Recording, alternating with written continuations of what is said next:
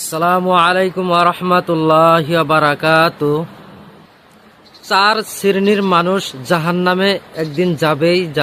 এক নাম্বার, যারা মা বাবাকে মানে না, মা বাবার কথা অনুযায়ী কোনো জীবনও চলে না, জাহান্নামে যাবেই। দুই নাম্বার, যারা খোটা দেয় তারা জাহান্নামে যাবে। তিন নাম্বার, যারা জুয়া খেলে, সারা জীবনটা জুয়া খেলতে খেলতে কাটিয়ে দিল, জীবনটার কোনো মূল্য নাই। চার নাম্বার হলো যে নিয়মিত শরাব পান করে, সারা জীবনটা নিশার অবস্থায় কাটায় দিল, নিশা পান করতে করতে জীবনটা কাটায় দিল, সে জীবনের কোনো মূল্য নাই, সে জাহান্নামে যাবেই। ভাই মোহতরম বুজুর্গ, এখনো সময় আছে।